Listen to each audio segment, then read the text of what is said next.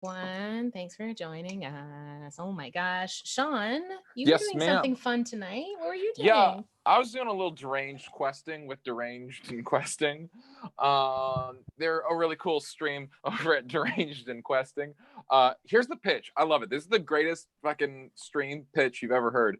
It's once upon a time there's a necromancer. God, he was bad. He collected all these souls. Oopsies. Accidentally put like the soul stone in his like dipshit apprentice Abelard, who's like this 13-year-old boy, and this band of heroes have come into possession of this boy, and so just every session they bring on a new guest, and like a different soul of someone who this necromancer killed just possesses this 13-year-old boy.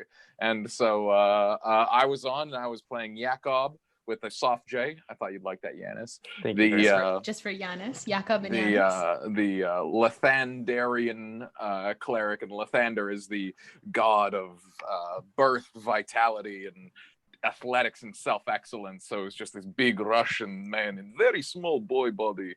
And his catchphrase was, because Lathander is, the god of birth and whatnot, that his catchphrase is, "I have sired many, many children." And that was an absolute delight. We fought some pixies. What do you call an undead pixie? A zombixie. That's what we learned on the stream. Yes, we love it. I saw you get a big kill. Saw you get like a really big kill. It was a stream. It was a delight. There was part of me that was like, I don't know how the mechanics of this little boy works, but I know how. But my paladin is here to hurt people, and so the whole thing is like, Abelard, the boy you play, has like terrible stats and doesn't have any equipment, but he was a paladin, so I just had this 13-year-old boy running at skeletons, like one punch manning them because he'd smite on the punch. And now I think an unarmed paladin is just about the coolest build I've ever heard.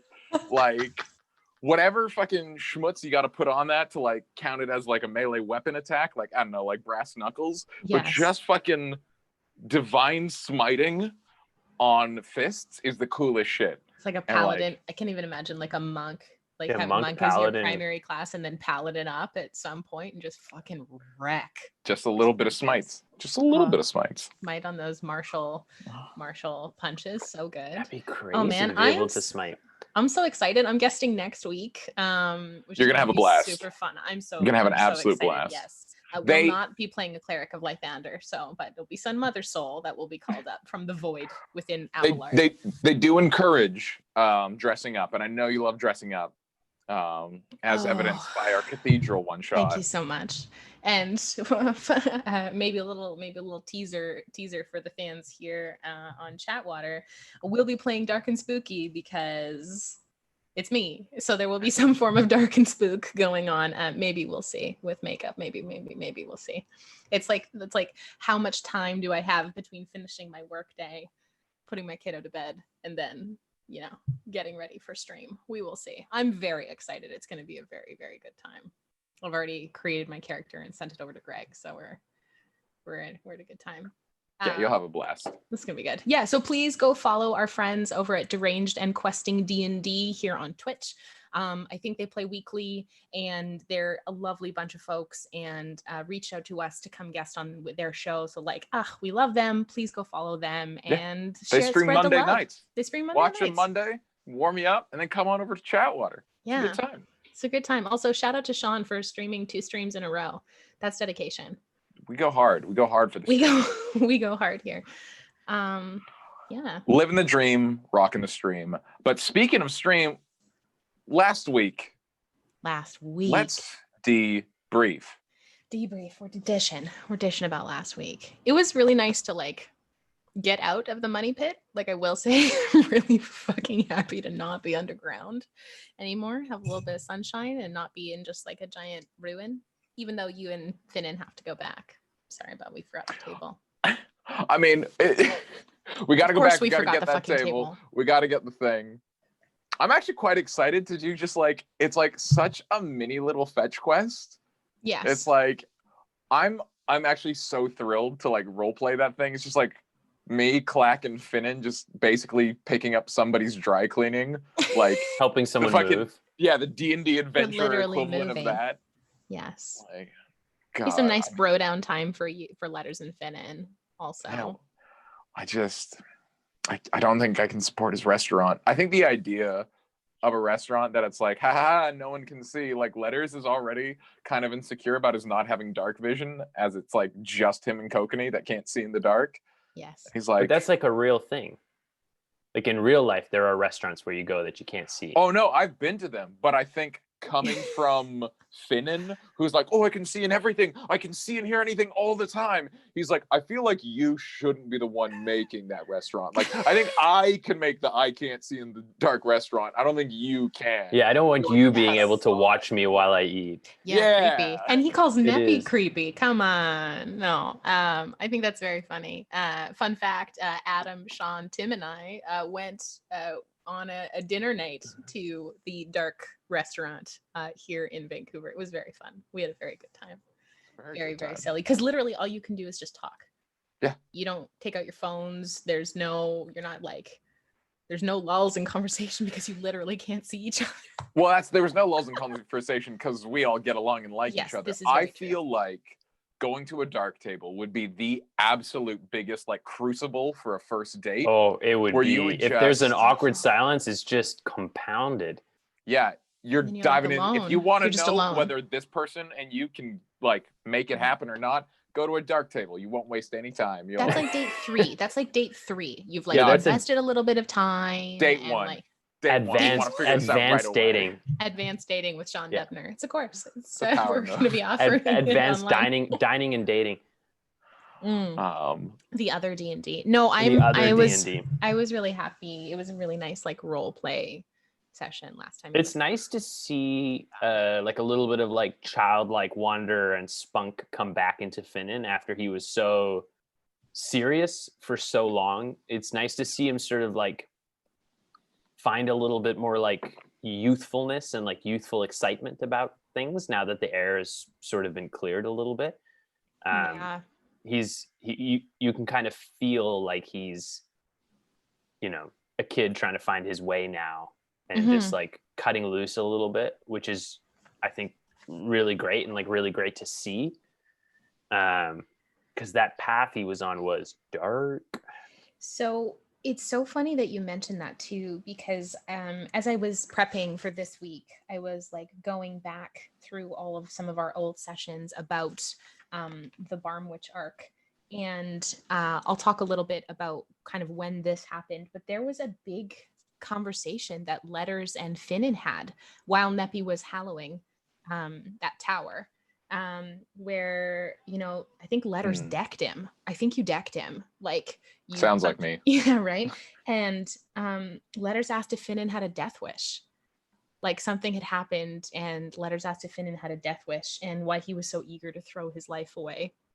And that if he goes down and leaves while on his own, like we'll follow him. And that I wrote this down because this was at the time where I obviously couldn't watch streams back because we weren't streaming and we weren't recording. We were just sitting in my living room. So like the furious scribble of my pencil as I'm like playing D&D, Neppy would drain every drop of herself to keep you alive. I was like, yes, yes. And Letters just wants everyone safe. Yeah, I remember that. Yeah. I mean, now I guess we're just kind of getting into it. Well, I mean, this is kind of like something that happened while the story was happening. But yeah, no, talk about that. I think that's like. No, I just remember where there's a period where like Letters was really sold on Blackwater and not sold on Finnan. And so he's like, hey, I think these people are worth something and you're fucking it up. Like, yeah, they'll follow you and they will die in the process because they're good people. And so he started very friendly to Finnan, then Finnan did something and he was like, I think you put everyone at risk and I don't like that. And it took us a while to get out of that. Well, you were still pretty new with the party. You'd really only been with the party for maybe in game, maybe under a month. You guys make a good, strong first impression. Thank you so much. So did you. You're definitely like Letters is definitely that character that's so like hardened by everything in like life that when he finds that sort of like soft gooey thing that makes him feel, he'll protect it even if it means like killing a young boy who, you know, could potentially ruin it. He wouldn't have killed Finnan. He No. would have just But I'm hit saying him a like bunch. I'm just saying like he would have if it threatened the group. Like Yeah, that's right. He's very much like a Leon the professional. Like you found your Natalie Portman and you're like, I'll do anything to protect this. Like literally anything. For the record, Sean Deppner would do anything to protect Natalie Portman in real life. That's Emma fair. would also catch a do bullet for almost Natalie. anything to protect Natalie Portman. Yes. I think we can all agree on that. I mean, Well, I mean, like, I think Finnan is such an interesting dynamic within our party because he's so young and because he arrived so soon after Torrin, and wanting to emulate Torrin and be like Torrin, and, you know, for admiring what he did in the Battle of Gatestone Keep originally. And like Callie and Neppy were the first people to vouch for him.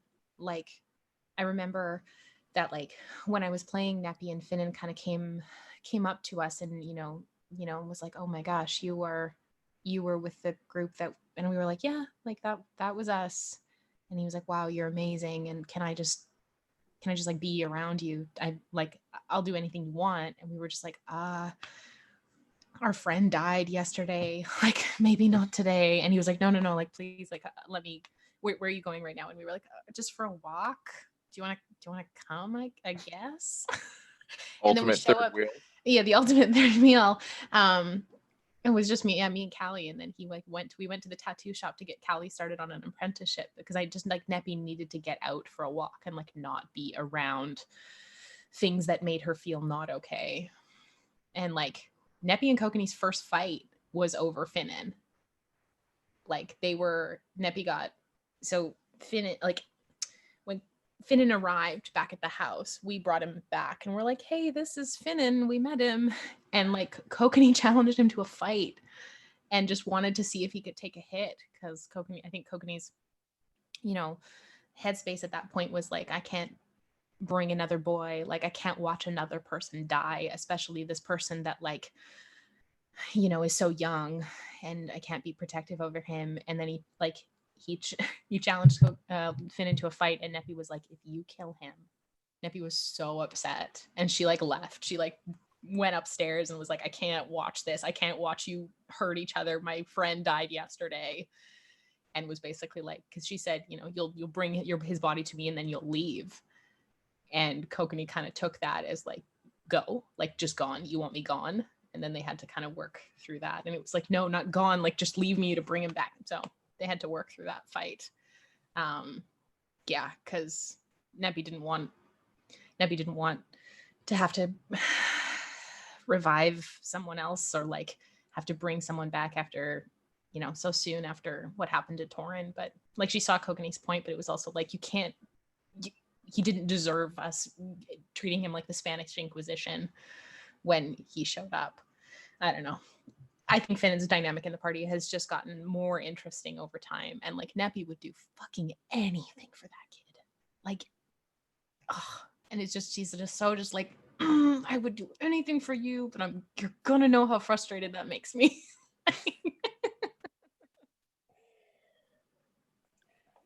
So interesting. you want to know an interesting fact I learned today?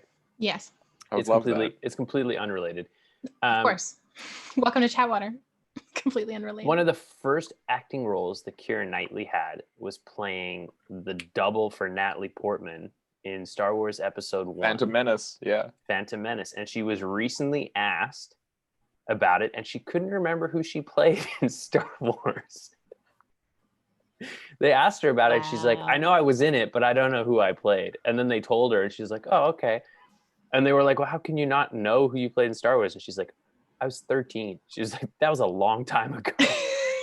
Oh, yeah, because that wasn't her first role. It was just it was just like one of her first roles. But it's like, okay, yeah, because you never forget your first, but, like, second or third? Sean first. Sentry Cadet number 2 in the last episode of the last season of The Killing. Sir, madam, you're not permitted entry. And then Joel Kinnaman pushes me out of the way. He says, get out of my way. Get out of my way. That's me. Wow. If you watch the episode, scene starts with a big old shoved. close-up of your guy right here. Oh, Sean Deppner. Pretty good for a kid still going to acting school. I hadn't graduated yet, and I was booking a roll. Hey, we love that. Love that. What Joel are you? is such a nice man. Oh, is he? Joel Kinnaman, yes, very, very nice man. I haven't worked with him since, but ever since he shoved me, I have kept track of his career, and I'm like, oh. Who else has he been shoving, Sean? Who else has he been shoving? Everybody. Shove Don't get jealous, film he's Sean. in, Don't he's get shoving jealous. people. It's you know. It's I thought we just- had something special, Joel. Gosh. Ooh, sorry to bring up a source. Call me, by the way. What are you excited for coming up, Sean? What are you excited mean? for us to do coming up in the game? Like where are you excited for us to go? Because we're going to Garyang. We got a couple I thought you were talking about my career. I was like, I can't talk about that. We're not talking about your career. Way to put me on the spot. Here to ask the big questions. What am the I tough excited question. about? Yeah. You know me, Em. It's all actionable and at the table. Like I got all kinds of shit that I'm stoked for, but like my hopes and aspirations for the game are just a branching tree where I'm like, we'll see how it goes, but if it goes this way, oh boy, that's really exciting. I'll tell you one thing. Well, we'll see, but like when we get access to 8th level spells, I'm really excited for that. It's a real confluence of mechanics and narrative. Kiss, kiss, kiss, kiss, kiss. It's big smooches. Are they But making that's out? only Just making out? but that's only if I become a 15th level wizard. And so we'll see if that's even the way that goes. Whoa. We don't know. We don't know. We don't, truly. I mean, more immediately, I'm really excited to go shopping for Finnan and Letters. What are you gonna buy? Like, what are you? Yeah, that's a great. It's all actionable. It's at the table. Like, I got some ideas in here, but like winter clothes. That's what you're getting. Winter fucking clothes. hate shopping in D&D. I hate love it. shopping. I don't even give a shit about magic items. Like magic items are cool or whatever, but like I know people live for it and like, oh, I could buy this specific magic item. I'm like, I don't give a fuck. Like, I like finding magic items or commissioning magic items. Money means nothing to me. Yes, commissioning magic items is great. Where I'm like, I need this thing. But... Sean, I don't know if you've seen the latest episode. I don't know if it's the latest or the second latest episode of Critical Role. Oh yeah. But there was this absolutely amazing scene where they went shopping, also for winter clothes. Winter clothes montage. Yes. Strangely enough, and everyone is describing like in detail like this custom clothing they have made. And it goes through everyone, and everyone's like, oh, I want lace here, and this pattern, and that pattern. And it's color. like, it takes like 45 minutes to get through like everyone's description. And then it gets to Travis, and he's like, you got a coat? He's like, cool, I'll take the coat. He's just like, I don't want to do this. I don't want to do this shopping shit. Travis hates a shopping episode. He hates a shopping episode. No, so I like finding magic loots in like, or items or stuff in like along the way or in dungeons or whatever. And I love commissioning magic items. But yeah, and I love magic items that the DM rolls for on the spot. Like I love when you go in a store and you're like, do you have anything interesting? And the DM rolls something on a chart or like on a table or Tim whatever. Does that often. Tim does that very it's the best way to do it because it's like a surprise to everybody then. Mm-hmm. But I love it when you find something like specifically, like particularly good. Yes. That's what because it's a surprise to everyone. And it just like encourages you to always be like, do you have anything interesting? You know what you probably should buy, Em, but please don't, because we've gotten this far without them, is healing potions. No. They've existed in the world. They've existed from the beginning, and we just never have them. And it's a whole thing like, oh, I sure hope. Cleric party. There's no space for healing potions in this party at all. Like, why? Why would you have healing potions? It would make Neppy and Kokanee feel very unneeded. You know, we like to feel needed. The clerics in this party I'm not complaining. Really I fucking hate healing potions. I love it when it all comes from the party. I love our thing that like, despite like, we could just give healing potions to Clack and like, he would just be our little field medic. That would make a lot of sense. But we say, fuck that, because it lowers the stakes. We have 3 people who can heal, maybe Yanna if she's in a good mood. And and that's that. And that's all we can do. And if the healers go down, we're fucked. That's how our party Let's play risky. Let's play. That is fast and loose. Well, that was like, I think there's so for fun facts, Lennon is our, I think most people know this, but Lennon is our meme queen. So like most of the memes that you see on our Instagram feed are creations of Lennon, and she is so good at them. There's one we have that I don't know if I'll share because it's like super specific, but it's like when three of your the type of headaches that you get, and then when the three of your healers go, two of your healers are down and the other one is a shadow. And I was like, yes, that is the exact type of headaches that we get. And I love it. I love it. Yeah, we don't need healing potions. Screw that. And I can imagine Tim is in the chat being like, yes. Sean, go get one and don't tell them. And then when you one time just bust it out in front of Neppy and just like watch her die inside slightly. I'll tell you this. I'll tell you what item I want to buy, but like I'm not gonna, because I fucking hate buying items. I'm not even gonna commission it. But if it does come up, there is an item that's just throw a hole. You just throw a hole on the ground, and that's great because then I can just bring a pit to push people into. Like every fight, I'd be like, Tim, is there a pit nearby to push people into? He's like, no. And I was like, I take my action. I create one. Ye portable pit. There's also a spell called Pit. But it's different. Is it different? I know it's in that extra book of spells that Tim often gives us at some point. Pit spell. I want a Looney Tunes style hole that I can just go around. Yes, I want that for you. I think really need you to have that. The whole one, I believe you roll a dice to decide how big the circumference of the hole is. So it's not. You know what? Here, I know. It's not always useful. Like you can throw it and then roll a D100, or I think it's a D10. You can roll a D10 and then it's only 1 foot in circumference and it's or diameter, and it's completely pointless. Tim is watching, so I'll just say, Tim, rather than giving me that item, just create more fights with holes in them. Like just wherever we go, have some sort of pit, some sort of cliff, maybe even a fence that someone can get knocked over. Like a big table with punch on it, I'll accept that. Just stuff that are fun to push people into. Thank you for coming to my TED Talk. Just get fucking Shia up in there, digging them holes. You know, get a bunch of kids digging holes, looking for, what is it, rattlesnake poison? Sloosh? What is sloosh? There was onions involved. Gold. There was gold. Love of YA novels is no. I'll get there. There was a cowgirl who robbed a bank. No, a train. She buried her gold in the mountains where the onions grew. So for all those it's something like that weren't around in 2004 when fucking Holes dropped starring Shia LaBeouf. It was also a book. Didn't read the book. The book. It's a fantastic book. You should definitely check it out. I will say it is one of the best book to movie adaptations that I have ever seen. Yeah, it's really good. It's good. If you thought that the deep dive into Adam Sandler's career didn't go far enough, the deep dive into Shia LaBeouf's early career. Battle. You know what I fucking forgot Heights? Last week? I now pronounce you Chuck and Dave.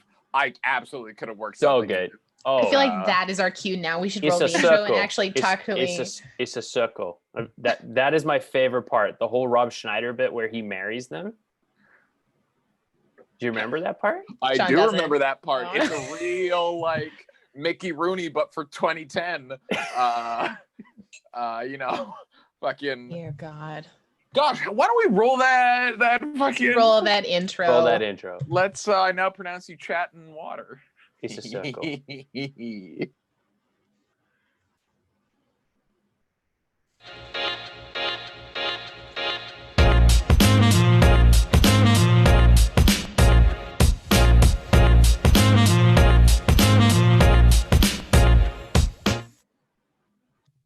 Can I just say one of my favorite parts of last session was muting Sean during the intro and him not realizing he'd been muted and just continuing his tirade completely silently. Because as soon as you started, I was like, this is unlistenable. I will not allow this. And I just muted you. That's why that's why you're the producer, Yanna, to make those hard executive decisions. I was like, this could be a funny bit, but it's also unlistenable hearing you rant over Adam singing. Unless you're singing along, Sean, he's saying just don't do it. Absolutely not. I mean, absolutely. Chatwater one kind of works because there's no words. Like you can just talk to music, but it was just too much. I have no sense of what the feedback is. I don't know what our show looks like. all I see is this. All I see is us. Sean's never seen the show. Sean's I never live watched for the this show. right now. How can I? This is true. It's a They're live show. available on No. YouTube. It's a live on show, Twitch, and I'm don't always listen, booked don't when the listen, show comes on. Don't listen to Sean. They are available, not live. I get the fucking notifications on my where phone. your It says jorts. chatWater's on, and I'm like, oh, I'd love to see that. I'm doing this fucking show. What the fuck? I never get to see it. I'm so My sorry that favorite chatWater show's is streaming. taking Next up your week- chatWater watch time, Sean. Next week, letters will not be Unbelievable. part of the of the regular campaign, as Sean will be watching the show instead of participating. 100%. But tonight we're talking about. I'm going to do some announcements first. That's what I'm Oh, going to yeah. do. Yes, now that everyone's watching. Thank you to our amazing partners and sponsors. First and foremost, well, not necessarily foremost, just first, Silverwing Armory, our amazing paper products sponsor of all things lore keeping and campaign planning. And this wonderful Canadian company based out of Ontario who makes campaign books. They make like cards and spell cards and a lot of amazing paper addendums to your D&D campaign.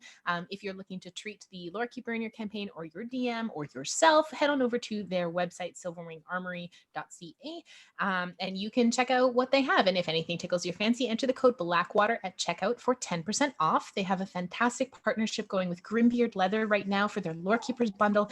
They have this beautiful like leather portfolio that your books will fold into. It's very, very pretty. It's so pretty. It's so nice. So go over there and check that out. And I don't know how long the partnership is going to last for, so get in your orders while you can, because that is just a lovely thing that you can do. We want to give a big shout out to Legend Craft, our favorite woodworking products company based in Alberta. They create gaming tables. They create shelving units. They create kind of whatever you're looking to do. That is something that they likely have an idea for about RPG products. So guys, I've heard a little rumor about a new product that they are creating. Dish it, Yannis. They're apparently creating a wooden like mannequin doll that allows you to play without other players. So if you're looking for a party, you don't have enough people to play, you can sit at the table, you get these wooden mannequin dolls. They don't speak, but you put them in the chairs, and then you can, theater of the mind, pretend you're playing in a D&D group. See, what's wonderful about that is because then it's true role playing, because you're role playing as everyone around the table. Well, and no, role no, you as. just gotta get to a point where your mind breaks and they become real people, and then it's you don't need friends when you have Legend Craft. We haven't even wooden gotten people. past the announcements. Yeah, how's quarantine treating you? How are you doing? Okay, I'm going forward. Legend Craft are fantastic. They're our friends, and they have an amazing Kickstarter that's going to be starting there within. are flesh friends. They're and real friends. And they're they will real make friends people for you. They'll make They're friends, real wooden people. friends for you. Ben and Reg are awesome, real people, not wooden Zebra dolls. wood, purple wood. And they've created an RPG privacy screen that is beyond anything like we've ever seen over here at Blackwater D&D. It is magnetic. It is like wood, steel, wood. There's art that's going to be on them, and which is going to be done by our amazing artist Yanna is working with them. They have this a map maker named Melrose Maps on Instagram. Please go check out her stuff. Her map making is so beautiful. She creates and like custom commission maps. So like, please go check her out. And this is going to be dropping in October. So if you want all the updates on it, head on over to their Facebook group, which is the Vanguard RPG Magnetic RPG Privacy Screen. Follow that, like them on Instagram. Head on over there, and if anything you like anything in their shop currently, enter the code Blackwater at checkout for 5% off. Also sending love to our dice maker Acacia and Tiana, our artist, who we love to the end of the earth and back. Acacia's created custom dice for all of us, and she has a Halloween update happening very, very soon. So head on over to her shop for some spooky math rocks to add to your collection. And Tiana still has a couple spaces left for commissions. So if you want to commission art for either like your party or yourself or someone in your campaign, and they make great Christmas presents. So there's nothing like giving art to somebody of their character. Do you have a family of people who are not necessarily very good looking? Tiana can fix that. She can make your whole family super good looking. Or say you not have good looking. A bunch of very wooden good friends that just have this sort of blank face. Just have blank faces. Commission some faces. and you can commission some faces. You can get those printed off and like a sticker that you can put on to make them much more lifelike. Yes. This Tiana's is a good. gem to work with, so she would probably do that for you if that was what you commissioned for her. She would be like, okay, and she would do that for you.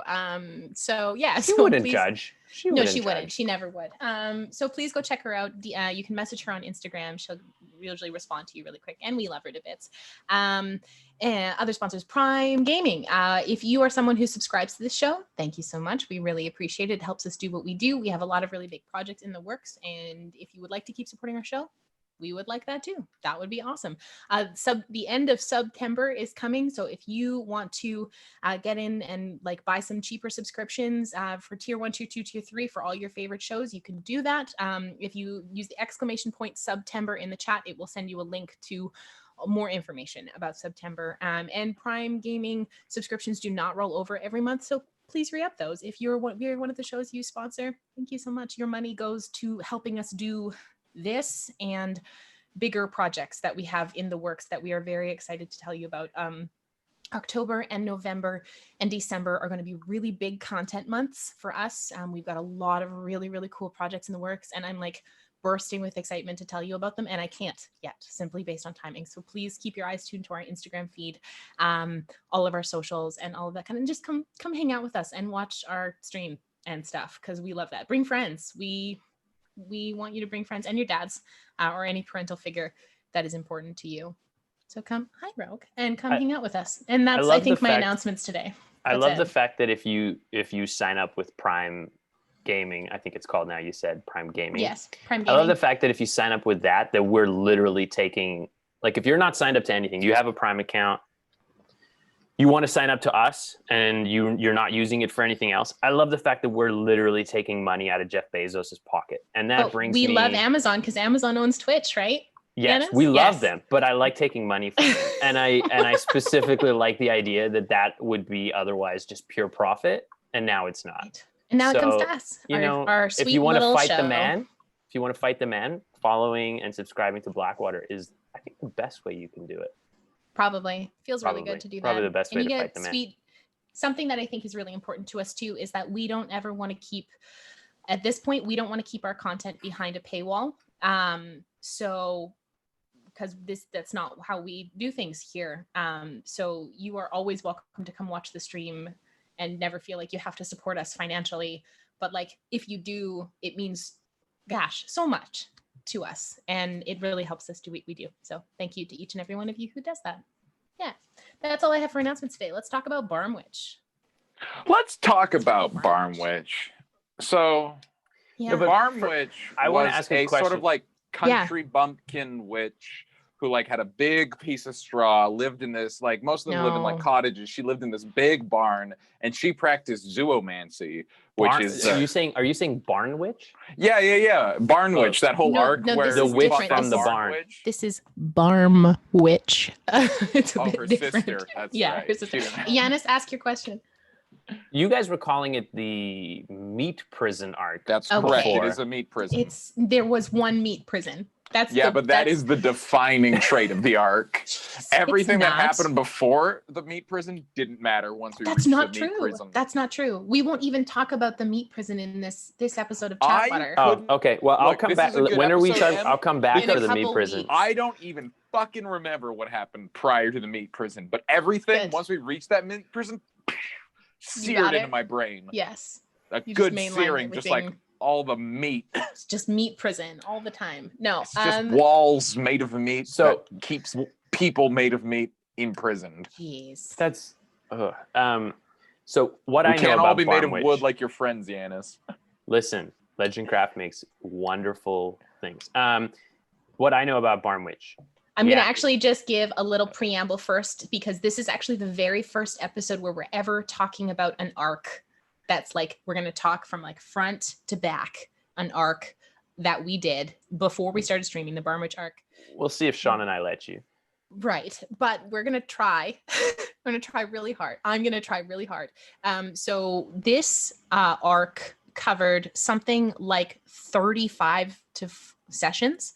So I'm not going to talk about 35 sessions in one episode of Chatwater. We're going to break them down into chunks, like part 1, part 2, and these will all be up for VOD on Twitch. I'm going to save them as highlights so they will have access whenever, and they'll be in a special place on our YouTube. So if anyone wants to like go on a big lore deep dive, you can chronologically, it'll be like video 1, video 2, watch this in order, except we're just, because Sean and Yannis would never let me release anything in chronological order, we're talking about this arc not first. Well, Well, that's why I feel like You're we gonna- should follow this even further and start at the at meat the prism. meat prism and I work love- back. to Absolutely not. Barmwich. No. I love the no. fact that you're gonna go back and reorganize in post in order just to make it make sense. Yannis, have you met me? No, Like, I know. do you know I'm who I saying am as a love- person I at love my that. core? It brings me joy. It brings me joy. This is why I have access to the Twitch and the YouTube, and I do all of that stuff. So- So we're going to break down each arc in like 4 to 6 sessions per Chatwater, and the Barmwich arc is mostly Yanna's backstory. This is true. So it starts all the way back in session 25, which occurred on May 12th of 2019. And we didn't know her name was Yanna at this point. She went by Spooky Pants. Okay, go ahead. Yannis. That's what I was gonna say. What we know about Barmwich, Yeah, what do you know about is- Barmwich before we start? it's where Yanna's from. Yes. There's something about dudes who wear shiny armor, the glitter guard. The Glitter Guard, yes. Doing so well. There, you guys found a mind flayer, like den underneath. Yes. Okay, and that's where we met Volketh Yes. the first time. Yes. Or no, because you got him from Adonis, but you put him in his body there. Where we put him back in his bod. Yep. We've talked about people's brains getting eaten. We haven't gone too much into depth about how or why. We will. But there Not was this also episode, something but else. soon. There was a lot of like political things in Barmwich. Yes. Um, Yes. I think Somebody's that's been all- paying attention, and it was. I think Yannis. that's all I remember. You did really well. You did. yeah. That was really good.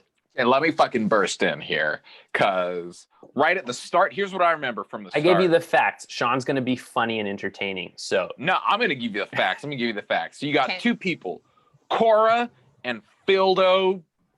Go fuck yourself, people. We hate them. I forget. Thorngage? Thorngage. That's Yeah, correct. Cora, Yes. Fildo, Damn, we're doing good today. Thorngage. Doing A so pair of gnomes, halflings, Mhm. halflings who are like, guess who runs the world now? We're from Glitter Barmwich, but my fucking bard ass husband is gonna charm the whole fucking council, and I'm gonna be queen now. So my name's Cora Thorngage. What I'm a the worst. bitch. We I hate speak Cora. like a little Southern belle, and Tim is so good at making me so shitty. and She's I'm such a gonna piece be of the trash. worst. So she's the worst, and she says, "I'm the queen of Wolfreen now." Now Yes. it hasn't been, coronated or whatnot, but we're like, "Oh fuck, we fucking hate her." We And hate I'm this bitch. pretty sure it was Neppy who was like, "I think you got spelled. I think she spelled the." Sean, you're the- doing so fucking good. I'm so Yeah. proud of you right I now. fucking lived it, Em. Sean was really invested in this arc, this Mind Flayer arc. Like, this arc was a really gelling arc for us all as a party. It was one of our kind of like the second one that happened after the Battle of Gatestone Keep. It was the kind of second arc that happened with Finnan. And we'll talk about all of the events that Yannis and Sean are talking about in chronological order in a moment. But yes, Sean, you're doing so well. I'm so And proud so of we're- you. My so we're Lord Keeper like- heart is shining for you. Well, we got to go to Barmwich. We got to go to Barmwich. We Gotta got go. to see what she's up to, Yes. because she and her husband Fildo are bad news. Bad news bears. And so we fucking scooter our little booties over there. Yes. And I assume something happened in transit that I'm missing. All You I did. remember is getting to the lake and meeting Corin, like Orlin. the fucking Orlin, the fucking gorilla gnome. Not Yes. gorilla like I'm an ape, but like gorillas like I fought in the war and I'll fucking stand up to this government. Yes. Sean, you're doing so good. Yes. Thank you. Yes. Okay, so what did I miss on the way? Okay, so actually, Sean, that's actually a perfect spot because we're going to stop just a little bit after that. So hopefully I can get through everything up to like that point at least. What else today. do you need to know? Cora sucks. Fildo sucks. They magically got everybody. Oh, people Gotta go to had Barmwich. brain things in their heads. Yes. We didn't know about that yet. We didn't know about that yet, but we're getting Slow there. your Okay. roll, Yannis. We're getting there. So We'll get to as the I slugs. said, this covers Yanna's backstory, and it starts all the way back in session 25, which was May 12th, 2019. So this is a couple of days after the Battle of Gatestone Keep, where Torrin died. This was the one with the Chaos Elemental. This was the one with Zakis of Saral, Syndral Doomwing, all of that kind of stuff. So a delegation from Barmwich arrives to Wolfreen to help kind of rebuild the city and kind of like have some extra military presence. We don't know much about Barmwich. We know that Spooky's from there, but we don't know too much about it. And we know it's a gnomish and halfling town with a lot of military prowess. Like everyone generally serves in the military, or someone in your family does. So the council that Kamea was still a council person on at this point wanted to meet with us after the Battle of Gatestone Keep to basically say like, thank you, and you'd saved the city, etc., etc. And we saw that Fildo Thorngage was there, and Yanna completely like shut in on herself. So we didn't know too much about Fildo at that point. We knew that he was the governor of Barmwich who'd come to assist with the supplies. He's a halfling, was really gaudily decked out in these like ostentatious clothes with like a lot of gold jewelry, and Spooky altered her appearance to make herself look different. Like she was like, did not go into that meeting looking the same. So we go to this council meeting, and Fildo is there. Cora is not. And that little fucker used was a bard, and we knew that he had like a penchant for music, but he was now the governor of Barmwich. We don't know how that happened at this point. And he charmed the entire council in front of us to get Cora a seat on the council. Everyone agreed. Like it was like Neppy and like one other person made the save to like that he had charmed the whole council. And she was like, excuse me, like he's attempting to charm the council.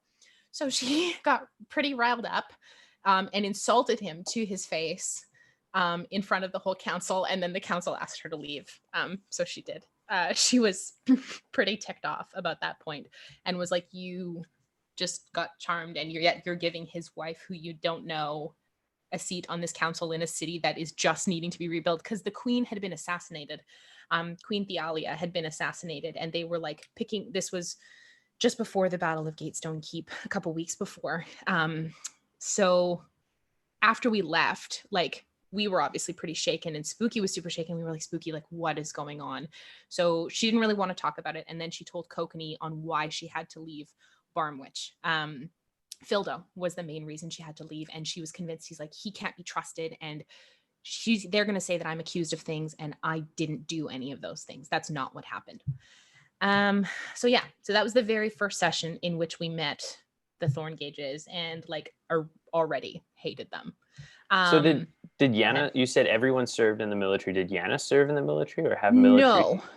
No, it's like everyone in your someone in your family. Oh, okay. Like it's usually like someone from each family served. I believe her mother served in the military. I think her father was in, she's probably in the chat. She's going to correct me about that. One of her parents was in the military, and one of them was into either magic or politics, and she was hoping to go into politics. Okay.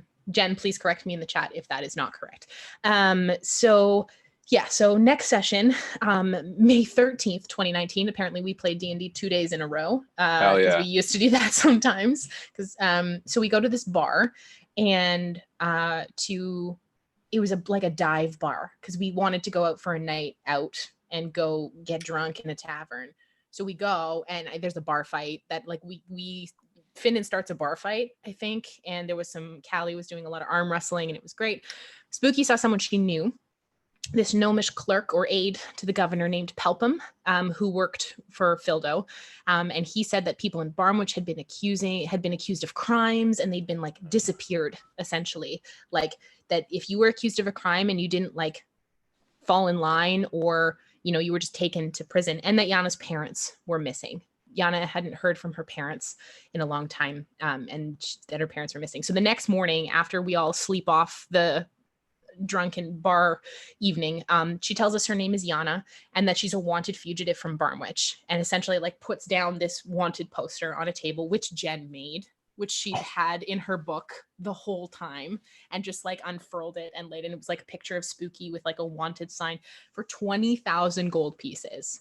She had like a 20,000 gold piece bounty on her for treason. So she tells us that she caught Cora and Fildo rigging the election to get Fildo instilled as governor, and they'd essentially labeled her a criminal, and she'd been on the run for like 5 years. Did you guys consider turning her in?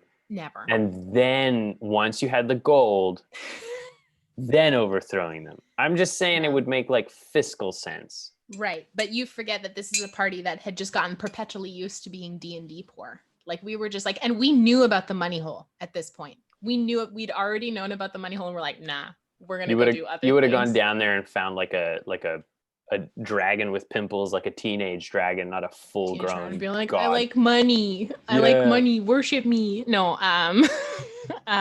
So Neppy tried to scry on Yanna's father, and she saw him in a prison, essentially like covered in rags and like malnourished and scruffy, with like a plate of like disgusting looking food thrown at him.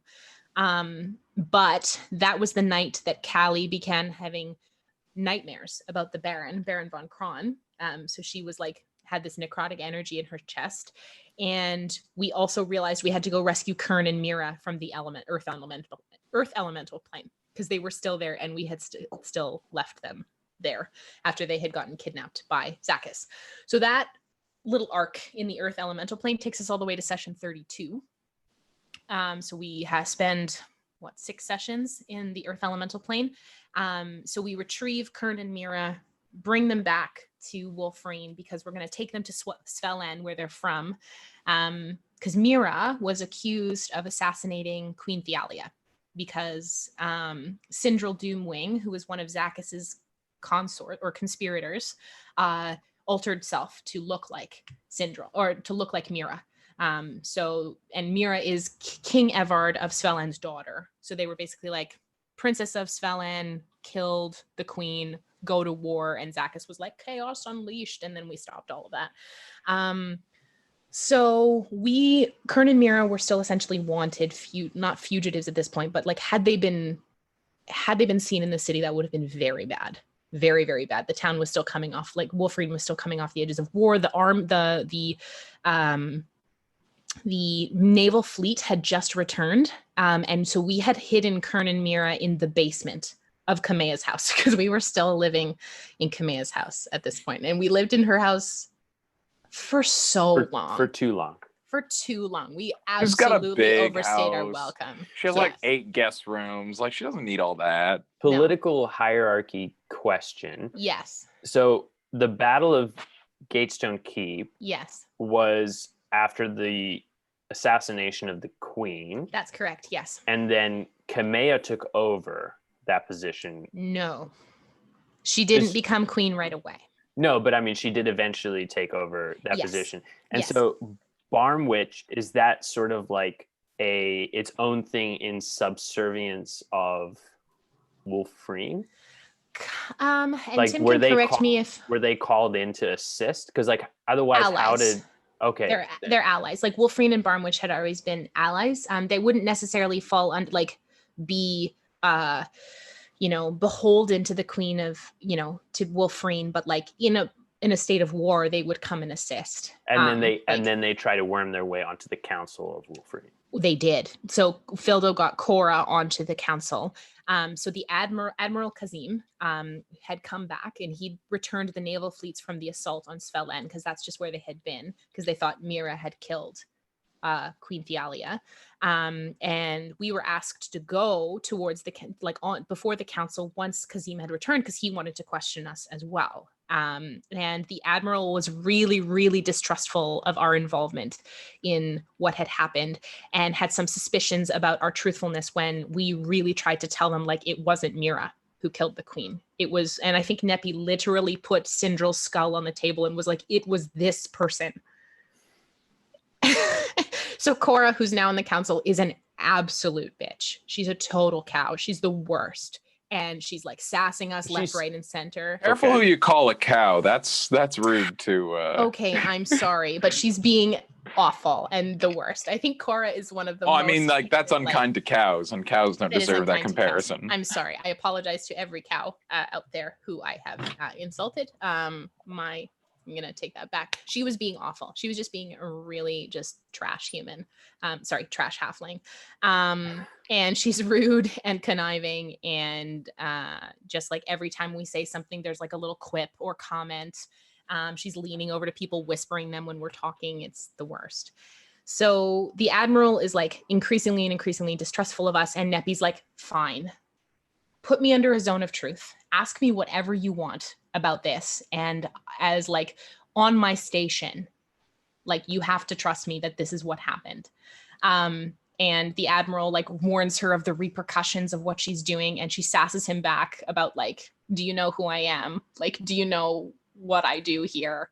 And that you also need to treat me with respect based on who I am. And that I wouldn't lie about this. And so he's like, fine, come back tomorrow and I will bring the priest to cast it. So we're like, okay, fine. So we go back to Kamea's house, and then that night, Callie has the big nightmare about the Baron, where the Baron stabs her straight through the chest. And so we're like, okay, we gotta go. Like, we gotta go deal with this, but we have to go to this meeting in the morning, and then we're going to Alderwood to seek out the Alderdawn Gate, when we're like right after that. So there was a few sessions in the middle from some side questy stuff, and then the big adventures like in Amon K session where we learned about Mouse of the Call, which I've counted like in that number of sessions. But then, okay, session 35. So like we get to the meeting. Yanna's like this whole Barmwich arc and Yanna's backstory was really like the original OG money hole where you guys just kept getting distracted by like other things. It just she's like, my dad's in prison, and you're like, yeah, but there's a thing we gotta go deal with. And she's like, oh, okay. Yeah, and we kept scrying in on him, and like none of us. He's still in prison. He was still in prison, and it was there was so many threads that were like coming at us all at once, and I think we tried to figure out the like order to do them in, and just with none of it was good. It was just all of like something has to give. I just love the fact that like after every time you finish like a little like mini arc or like a little side quest thing, Yanna's like, okay, well, can we go get my dad? And then you're like, oh shit, there's this thing over here we got to go do. That is exactly what it was like. I was there, and it was the worst. Oh man, good for us. What do we want to do now? And I was just like, so I'd like to get my parents out of prison. Oh yeah. Yeah, we're gonna go do this other. And then on the way, a wizard would be like, could you collect 12 beaver pelts for my ointment? And we'd be like, absolutely, we got. Listen, Yanna, I know we said we got to go do this, but like, we gotta go do this other thing. Look, it's not like he's gonna get out of prison. Like, he'll be there. And I think what a lot of our sense was too, that fine. like keeping eyes on Cora and Fildo in the city was like also something we wanted. I know. It was not even me. It was a party decision. It wasn't just me. So we get to session 35, and we make plans to go get Kern and Mira out of the city and return them to Svelin. So at this point, like the group is downstairs planning about how they're going to get Kern and Mira out of stairs, and Neppy's realizes like, I can't be here. They're going to ask me where Kern and Mira are, and I have to be like actually ignorant to where they are. I can't know this because they're going to know if I'm lying. So Neppy's like, I'm going to go upstairs and pray. We're going to pray for like an hour. You make all of the plans that you want, enact them. Do not tell me. Come get me when you're done. So she was just like, I'm going to go have some prayer time. Bye. And then, so the group actually came, I really liked this plan as I was sitting watching it. So Kern and Mira were both polymorphed into birds and met Finnan and Letters out of town. So Finnan and Letters left the city. And Kern and Mira were like, okay, fly straight for this place. Like, this is where you're going. And they just flew as like tiny little like sparrows, I think it was, and then landed with Finnan and stayed and like then vamped back. Kern was pretty sad about the fact that he had to turn back into a human at that point because he got to fly with 2 wings but only had 1 arm as a human, and which we've since remedied. But this like new armness was new, only having 1 arm thing or having lost an arm was pretty fresh at that point. Kern Berman is like the ultimate name that was invented on the fly. Like Tim had decided on Kern, and then he was pressed for a last name, and he was like, yeah, Kern Burnman. You know the story of Kern Burnman, right? Like, we didn't meet Kern first. We met his brother, his twin brother, Dern Burnman. Burnman, yeah. And Dern was tragically killed. And we had to go to Svelen and then told the king that Dern was killed. And then we watched Kern get very upset. And we were like, why does this man look identical? And realized it was Kern. And so thus our friendship with Kern began. It was a beautiful thing. So the rest of the crew like goes to this council meeting. We get Kern and Mira out of the city, and then Kokanee casts like enhance ability on Nepi's charisma, and then through some like small talk and like chatting with the admiral, Nepi figures out that the reason that the admiral is so intent on knowing what happened to the queen is because he was in love with her. So she's like, I understand, like I get it, what it's like to lose someone you love. Like, and she also realizes that he's also from Katona, so which is where the Amonkhet Peninsula is. So they like make some connection about like, you know, I understand what it's like to lose a loved one. We're both from the same place. Let's have some equal respect here. And there's a princess of Palor there, Sharal Starsong, who Nepi like sits in this chair and they cast Zone of Truth on her, and she like purposefully fails the save. And so they ask her a bunch of questions. Nepi says Sindral killed the queen, which is the truth, that she doesn't know where Kern and Mira are currently, which is also the truth. She asks if she did know at any point. She declines to answer the question, which you can do under Zone of the Truth. And the admiral's pissed off about that. But after that, they're basically like allowed to leave the city, or they're allowed to leave. And the admiral she's decently satisfied. So we make plans to leave the city. And then we go to the Feywild for a while, and deal with all of that stuff in the Feywild, which takes us all the way. Right? That's its own arc episode, yes. Yeah, and that gets us all the way to session 44. So we spend some time in the Feywild. Whole time Yanna's dad is just in prison. And we're just living our best lives, like getting lost in the woods, fighting ghosts. Fighting a bone devil, killing a devil, flying through hell on a piece of the Feywild. Yeah. Wild times. And then we get out and we're like, whew, good for us. Oh shit, you're dead. Oh yeah, that's right. Well, it's so we traveled back through Papa Yanna. Papa Wildcloak. We traveled back through because we had entered the Feywild through this thing called the Alderdawn Gate. Or the Alder Gate, which is like the portal to the Feywild that is in the Alderdawn Forest. So we go out of it, and we sail this piece of the Feywild back to the Feywild, where that's chatWater. We'll get there, and we go through the Alderdawn Gate, expecting to be like near Svelen, near Alderwood, and we're not there. We're on the other side of the continent, and Yanna takes a look around, and we actually realized we'd been gone for 3 weeks rather than 2 days, which we thought that we'd been gone for, because the Feywild is all about like timey-wimey shit. So we'd been gone for 3 weeks. We check in with Kamea, and she tells us that Cora has been elected to be queen. It was a close race, but she had won the election, and her coronation is in like a week and a half to 2 weeks time. And we were pissed. We were so fucking pissed. We were mad.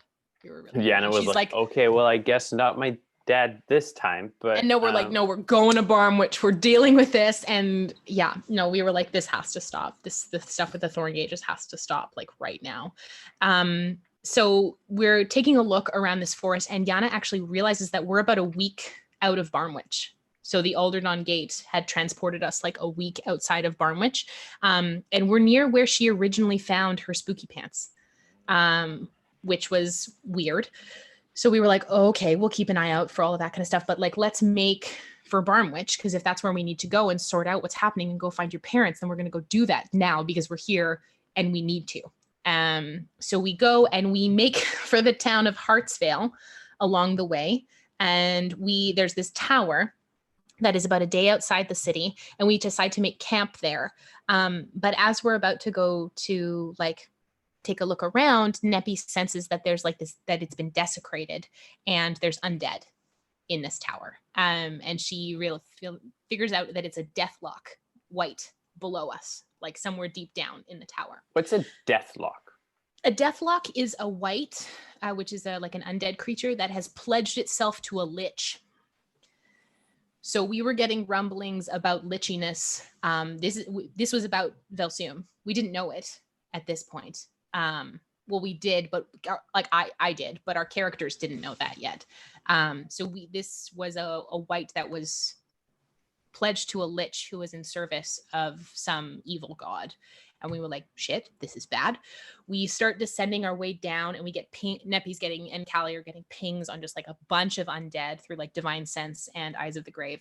And we fight our way down to the bottom chamber through 4 deathlocks and an Alep, which are both undead creatures. And we make our way down to this like bottom chamber where we see a bunch of cultists kind of centered around this altar. They're not moving. They almost look like statues.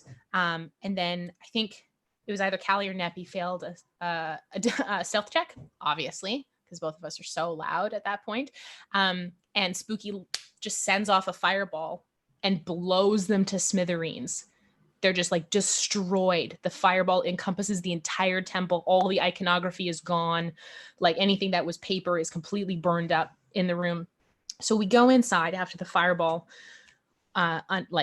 stops, and we figure out that it's like some sort of temple to the Chained Oblivion, Tharizdun at that point. And there's this like, the spiral patterning starts on the walls, and then the spiral patterning, there's an altar in the center, and it just like starts spinning around the floor. The floor doesn't start spinning, but the spiral like goes around and around on the floor. And Callie had been injured while we were fighting the Alep, I think, and she was bleeding.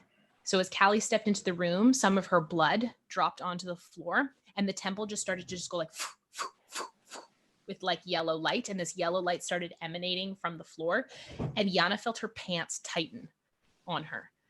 And it was uncomfortable and painful, and we all had to make wisdom saves. And this light started radiating out of her spooky pants, and we all took damage, and that life essence was seeped into the pants, and they almost they got more powerful, and they got yellow pinstripes on them, which is an important designation to their power, because pinstripes truly became the power suit that Yanna was wearing. Finnan essentially at that point threw her over his shoulder and ran out of the temple, was like, we have to get you out of here, go. And they tried to get the pants off of her. The entire party was attempting to figure out how to take off Yanna's pants, and she couldn't take them off. They were like fused to her skin until they removed them with a cast remove curse on her, which allowed her to take them off, but she couldn't unattune to them. Like she was stuck attuned to them.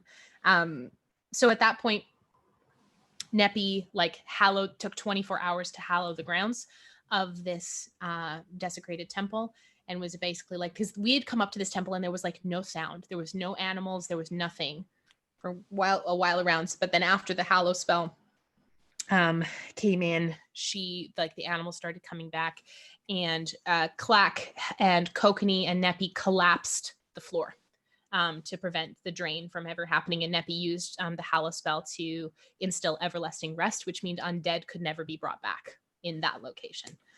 So yeah. the lich that the Deathlock was in service to, was that Velsum in the end? Yes. Okay.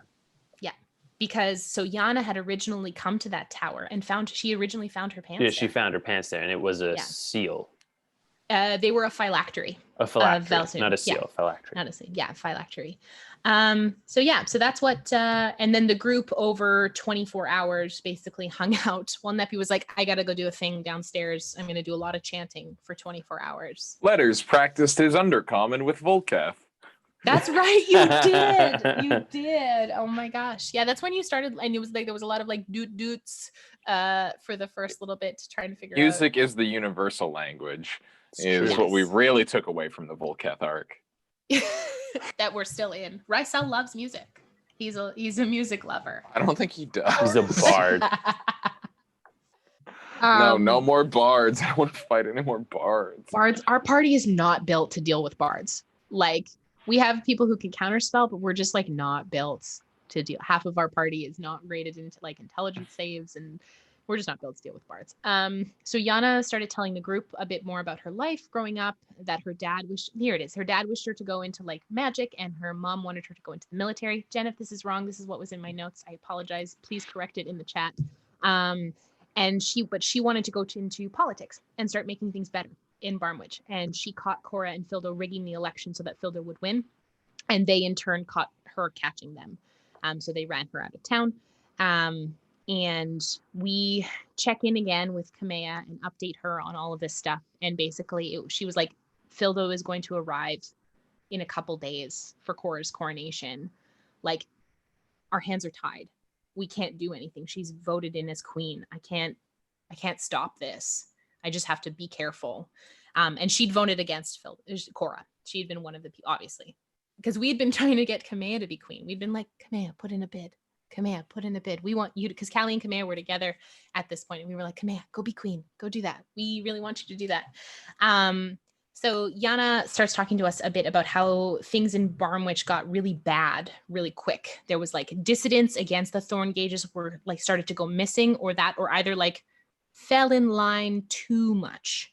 They got like too pro Barmwich about things. And the Glitter Guard had turned into this sort of like secret police who were essentially like breaking down doors and looking for dissidents. And it was really, really bad. But we were still a little bit outside of Barmwich. So we traveled to Hartsvale, where Yanna had come through and tried to be a bard to hide herself, named Lemon Fable, and she wasn't very good. Lemon Fable is great. Lemon Fable's a great name for a bard. So Letters, you should probably talk about the fight you got into in Hartsvale. Okay, so fuck bud. So we fucking show up at a town called Hartsvale, which is a big fucking Furbolg fucking village. And there's this fucking guy. What's Letterkenny, right? Yeah. This is the Letterkenny. It was literally Letterkenny. So just importantly, everyone in this town speaks in real fucking rural fucking Canadian accents, which is just a fucking delight there, bud. What was his fucking name? This dickhead. Bayhorn. So Bayhorn is just this fucking good old boy who like greets us, and he just makes a comment. Do you have it written down what he said? I can't even. What must have been the most fucking inane, like Sean? Just while she minor looks, thing. I have a question for you. Have you ever met people who actually speak like that? I spent a little bit of time in Red Deer, Alberta. Yeah, it is the most surreal experience. It's like when because even the people who mimic it, like, and you're like, oh, he's sending it up. They're not. Like, it's more like you can't. It's like a caricature of the caricature. And the fucked up thing is that these are people who will kick your ass at the drop of the hat. But you cannot take them seriously because of the way they talk. And it's also really difficult to talk to them without starting to do it. Do that, yes. It's yeah. I think a lot of people, think a Canadian accent is more of like a boot.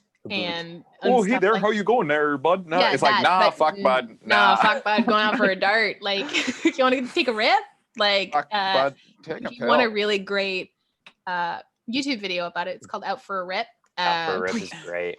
Basically the second Canadian anthem. It is. Yeah. Fuck bud, I'll come to your house, I'll slam all your fucking cupboards. There was in northern Saskatchewan, they all used to say totally deadly. Everything was always, oh, that's totally deadly. And it's my favorite bit of Canadiana is out in fucking Newfoundland. Instead of saying like, oh yeah, we're gonna have like a fucking house party, they just said, fuck bud, we'll go for a jig in a shed. Jig in a shed?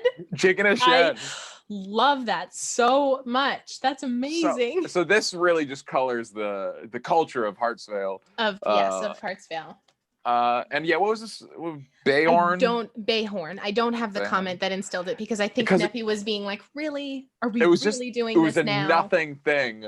Well, I think he just commented. It was some comment about your horns, but that you weren't a Firbolg. I think it was some insinuation that Firbolgs were better than Minotaur. Or that he'd never seen someone like you. Or probably rightfully so, that I was smaller than him. Because this guy was a big old barbarian. Huge. But I was like, Letters came from this kind of stock. So it very quickly just became fucking tarps off. And like, just a good old dust up. Tarps off, boys. So the shirts, that's what we call shirts. It's a tarp. In the Great White North, that's a tarp.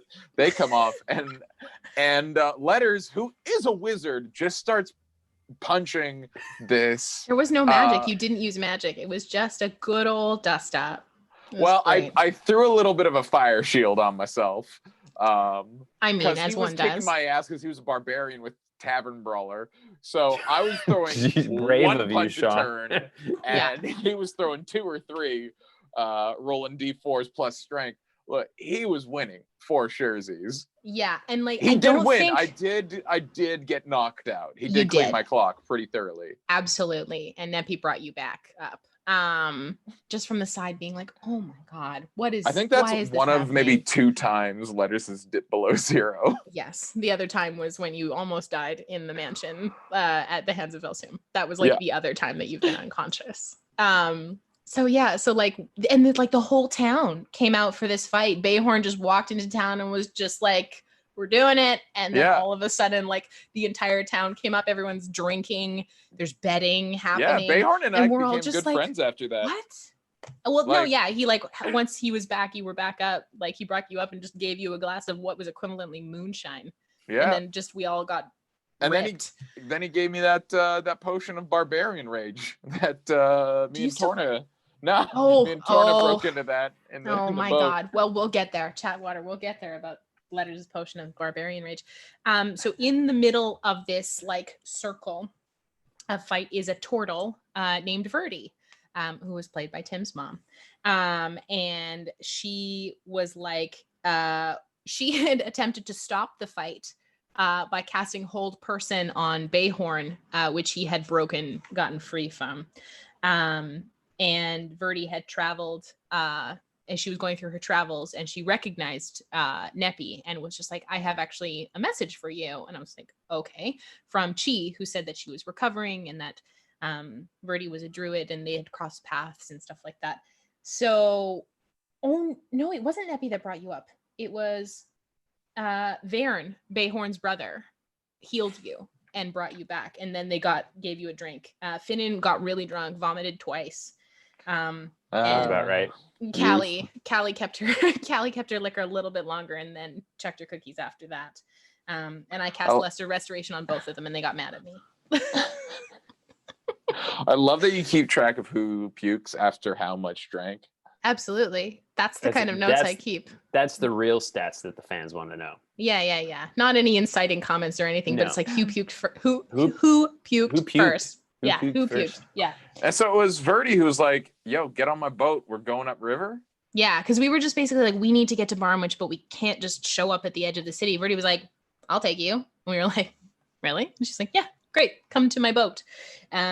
So she had said that trade from Barmwich had been drying up, but there was an underground river system that turtles had often used to travel. It was like a secret turtle tunnel network, and she was like, "I'll take you. It's very dangerous. I only have one boat." And we were like, "We have a portable boat."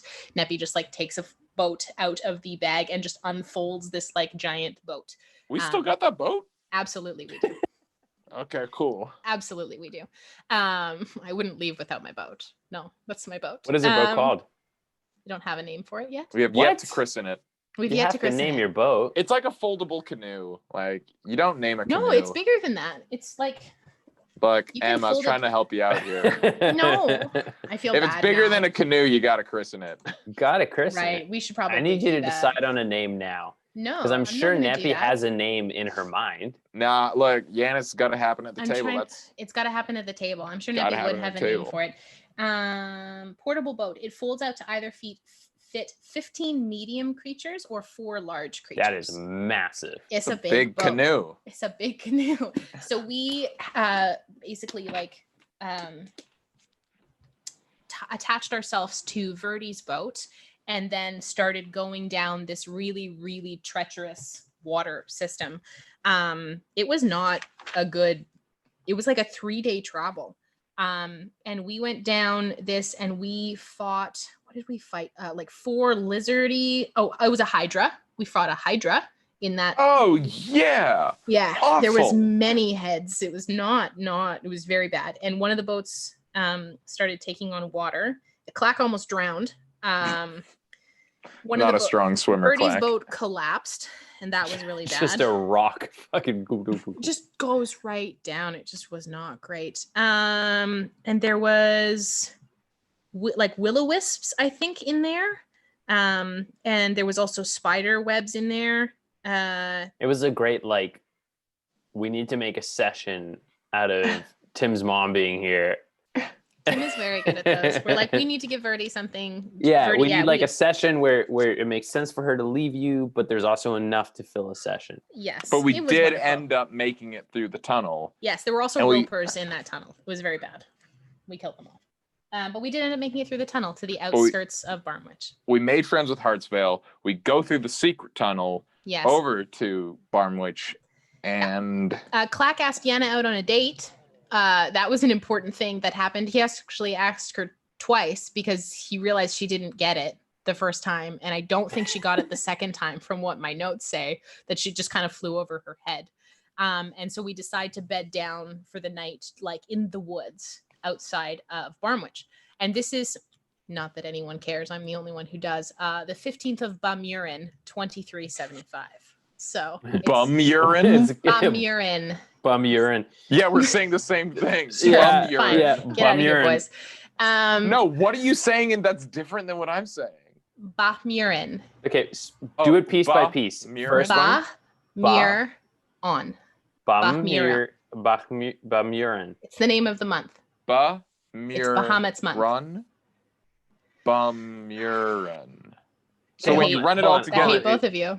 You say it. You say it, then I'm gonna say it, and then Sean's gonna tell us. No, I'm done saying it because you both are just making fun of it. Wait, Cody. We never call on. We never make a call. Cody, I'm gonna what put does this word sound like? Hold on. I'm gonna summon Cody. Cody, are you with us? Always. Oh Jesus, he is always there. Sean, please ask your question. Cody, have you been listening to what's been transpiring here? Yes. Could you repeat the word that M has been saying? Bachmirin. I don't think that was right by anyone's standards. Cody, the correct answer was Bummurin. Thank you for playing chatWater. Tune in next week.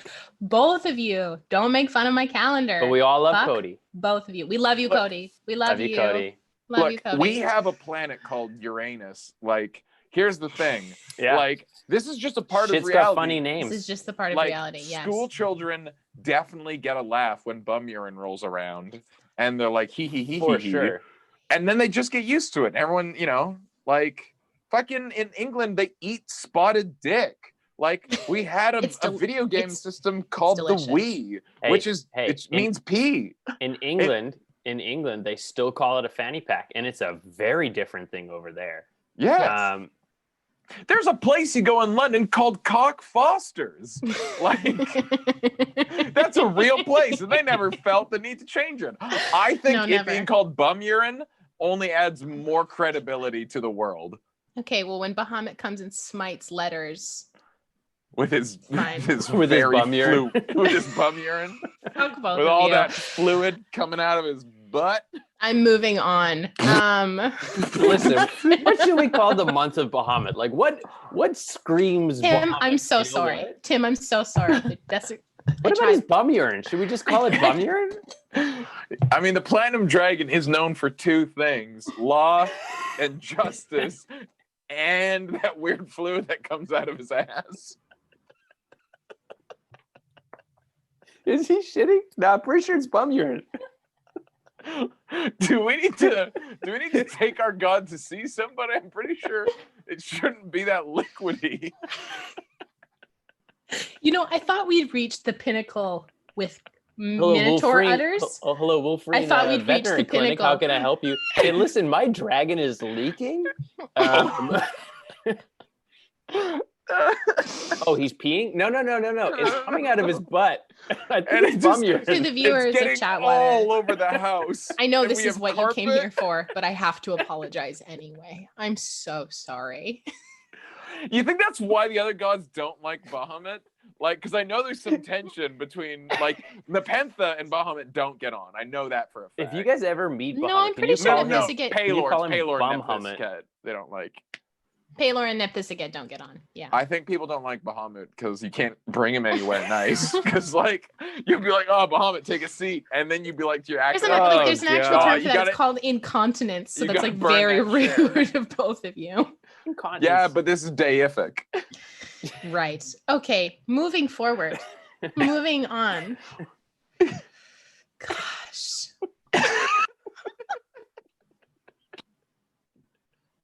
Why I did hate- you canonically make Bahamut incontinent? Did you not hear it? You Did Because just no, yes and you I and- that. did not you- hear it. I did not hear it when I created the month because Did I you and guess Tim my just mind walk You're was the around your still- house lore saying- keeper.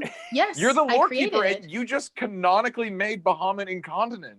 No, like, I did not. That's The the god of biggest incontinence. No, I dunk did that's not. possible. I mean, I'm here for the dunks, but I did not do that because that's not where my mind yet. Because I'm not 12. I on think the if we check the inside. tape, Cody, is that an official ruling on Cody, that can one? you play back?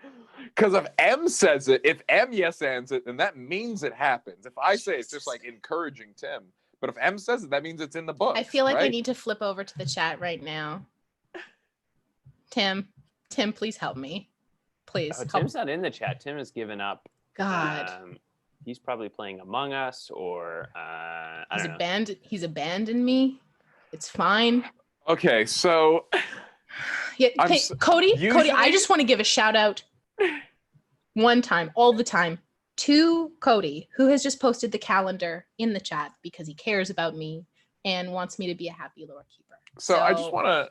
Usually, you're right. When you tell the in-universe day, You don't I'm care. indifferent towards it. But today, it has added so much value to my So life. much joy. It's a delight.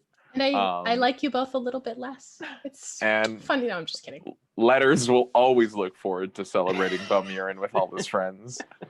But Cool. we're at a lake. We're at a lake. We've arrived at a So lake. you've Nope, made we've arrived outside of Barmwich. We can see the wall outside of Barmwich. on the And eve of Bumurin.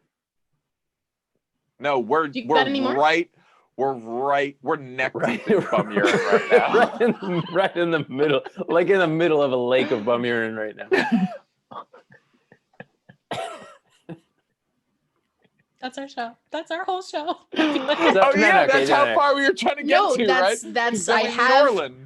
I have a whole one more session that we can talk about, or that can just be our show where the two of you just No, get hung no. up on that. No. I got other questions. You got other questions. Okay. You gotta give me a second though, because Bumurin is all I can think about right now. Do you want to say it a couple more times to get it out of your system? I want to see if I can say it correctly just once. Is it Bumurin? No. I literally can't. No, just can you say it one? Like, actually, I'm not. It's not a joke right now. I Okay. actually want to say it right once. Bahmurin. Bachmurin. Bumurin. There's no ch. Bachmurin. It's like instead of a U, it's a mi. It's like a I sound. In a minute. Bahmurin. Bachmurin. Bumurin. Yes. So like Bachmurin. Okay. Just once. I just wanted to get it right once, and now it will forever be Bumurin. No. We can call it Bumurin, and just never forget that the next month is Dinkstool. The next month is Neppy's Goddess's Holy Month, so you keep your keep your. And what is in it check. called? Dinkstool. I don't even I want to said it tell wrong. you now. Dinkstool. Fuck both of you. I hate both of you. I'm out here being a good lore keeper, creating You are a calendar you are system grading from scratch. It's fantastic, for my and D&D we love party it, and we with love a it. lunar calendar, holidays, and this is the thanks that I get. It's fine. I'll just go cry in a corner. It's fine. And the I don't want the viewers to get confused. You didn't create that calendar for everyone else. You did create it for yourself. Absolutely. It brings you so much joy. Unfathomable joy. Yes. Yeah. So don't pretend it was for us. That calendar would It's have also for existed Tim. regardless. It's mostly for me, but also a little bit for Tim. Tim, please back me up. Gosh, I'm floundering. Please back me up. Wow. Help your wife. Here on the we are internet. at Barmwich. Right. A so city on the rise. I'm gonna read Tim's direct quotes.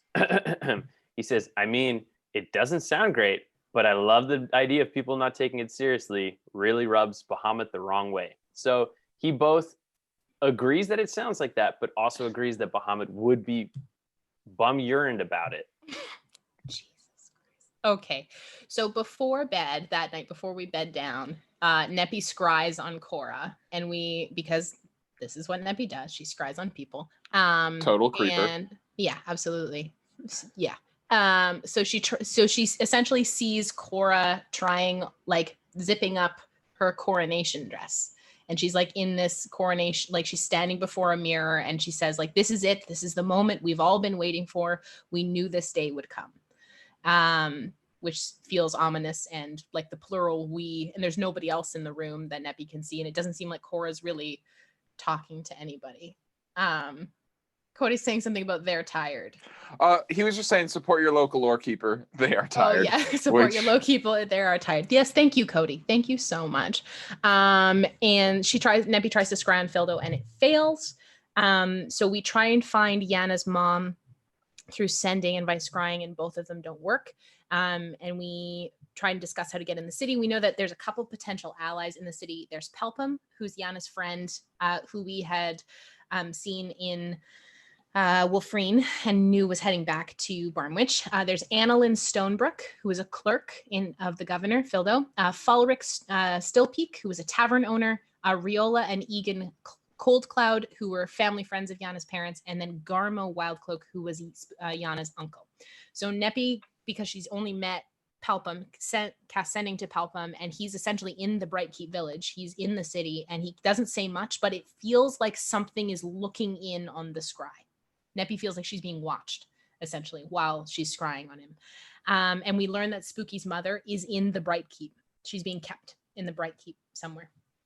So the night goes by pretty quietly, and we manage to cast sending to Yanna's mom, Rosie, in the morning, but she doesn't speak to us. She makes kind of like noises and in response, and that's about it. She seems to recognize Yanna's name, but can't communicate. And that feels like the scry is being watched again. And then Letters taught us the Blackwater Cipher.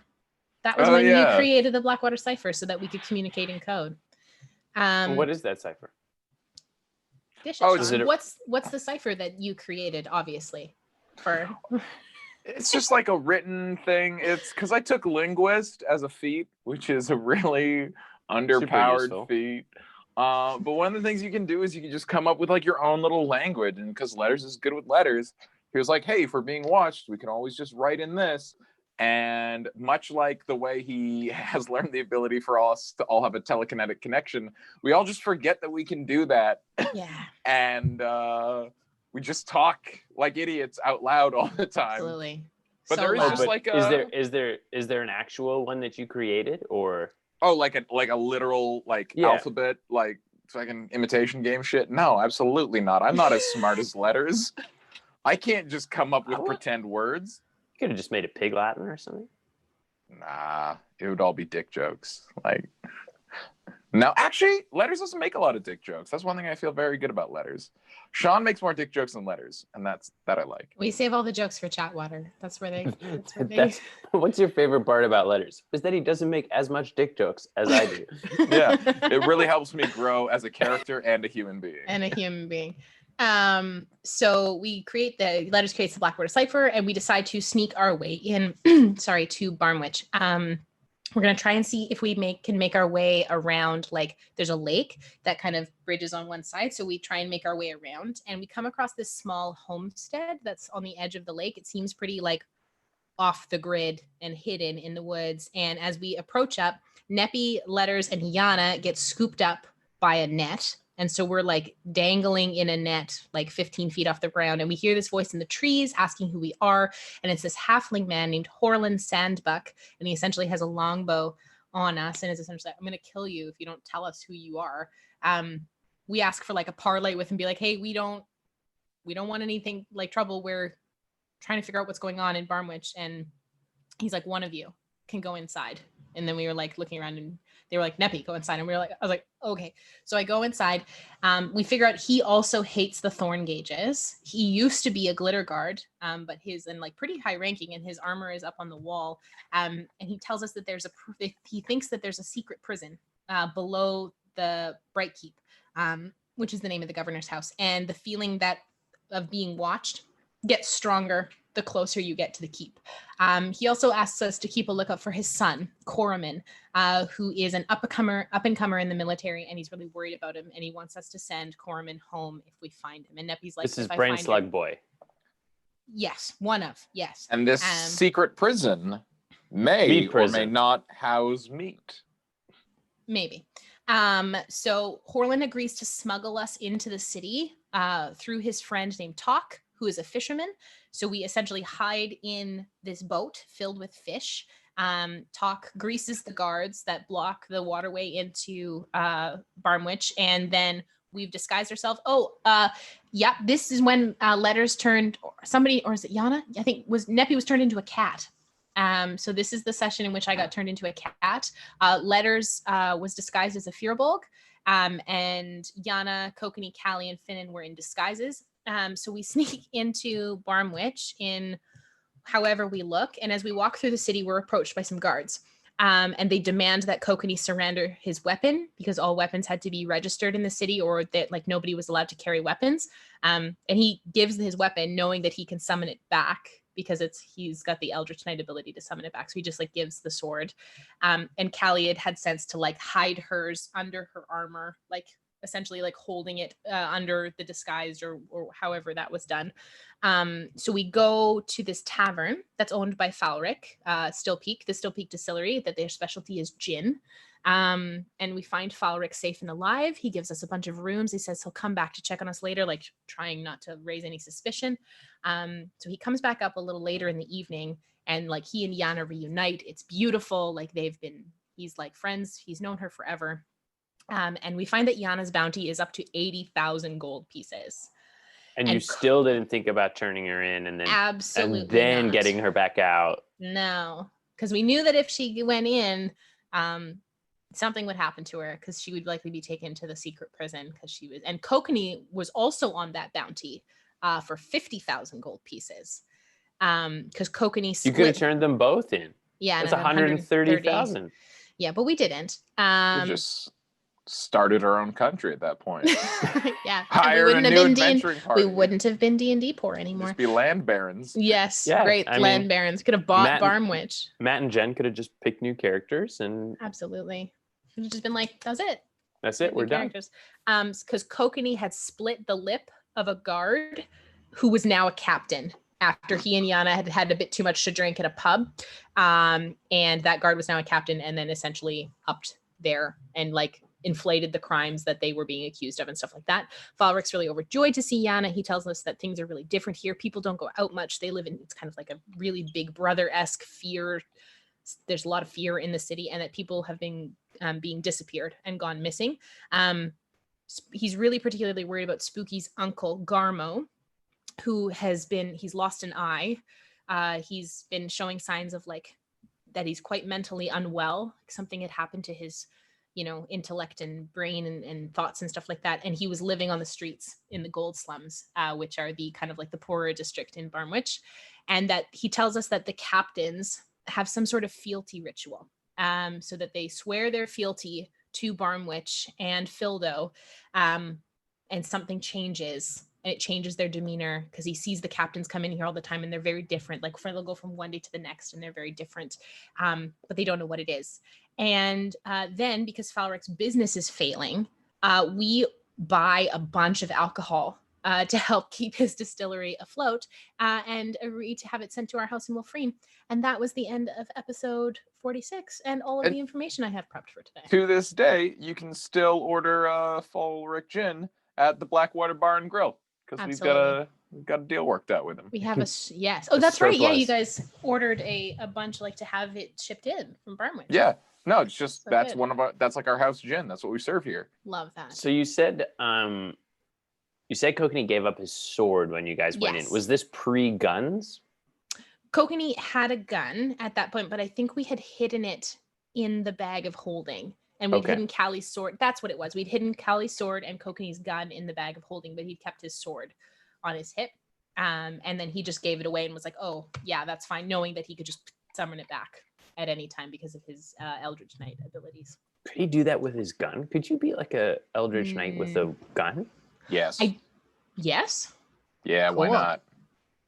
I don't know Sounds if he cool. can, but he has a sword that he does that with currently. The sword that he was using at that point, he broke in the tomb of the Raven Queen willingly and abandoned it there. But and now he Absolute has legend. it was a great move, and then now has the lightning sword that he uses now. But yeah, and that's where we left off at the end of episode 46, which was on September 21st. So it's wild too, because like this is not, we weren't playing weekly at this point. We were playing every couple weeks, I think. And then we essentially started moving to weekly. So it started in May of 2019, and we're now in like September of 2019 in my book. So that's how far back. Damn. And yeah, so that's what I've got for you folks this episode, part 1 of the Mind Flayer arc, where we didn't even know it was Mind Flayers at this point. Almost a year ago that you guys wrapped that arc up. This in real arc, time. Yeah. Damn, look at us go. You said If it was September 2019. Oh, this is like the middle of that arc. Like, Oh, we're you not mean even September of close. 2019 is when we got up to tonight? Yes, Oh, that's okay. correct. This arc wrapped in this book, so book number 2, and that was episode 57, which ended on, as we flip through my book, December 1st, 2019.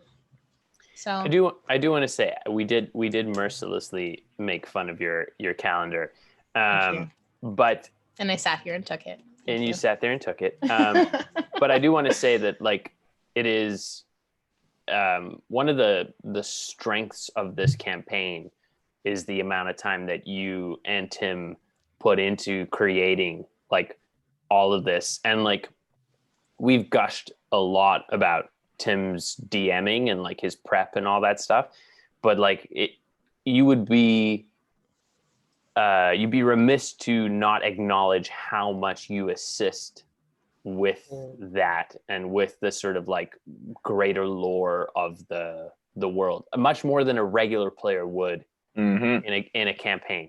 I love this stuff. I love it. I know, but at the same time, it is like, you know, we gush about everybody, and it is important that we gush about the people on the show as well. Thanks. So it is like we tease, but we're very, very lucky, very lucky to have someone who's willing to go so far beyond just creating their own character things. I was chatting with Tiana the other week, and she keeps joking that I'm this show's Danny Carr. Danny Carr is the lore keeper now on Critical Role, and I was like, she's like, but you're a player. You can't both be a player and Danny Carr. I was like, that's what we got at this point. We have me. That's what we got. We have me and my books and my utter love for this campaign. That's what we've got. Does Danny Carr like assist Matt as well with keeping track of stuff? Oh, okay. I didn't realize it was to that extent. Yeah, I know she's been doing it. She started doing it kind of on her own accord. And then when they brought her on to talks, she started keeping track. She just was keeping track of everything and then doing like the recaps before the episodes. And now she's writing recaps. And then over the break, where they were not filming, they titled her Lore Keeper, the official Lore Keeper of Critical Role. That's like her role now. And I was like, I love that. Yeah, but I mean, I also play in this campaign. One day we'll transition you out of playing, and you can just be in charge of lore. Absolutely not. No, and would you like an intern? Would you like an acolyte? An unpaid intern? Yes, I would love an intern. Sean, please make sure you always call it an unpaid intern. Yeah, we don't have the money to. Yeah, exactly. No. So we can only refer to it as an unpaid intern.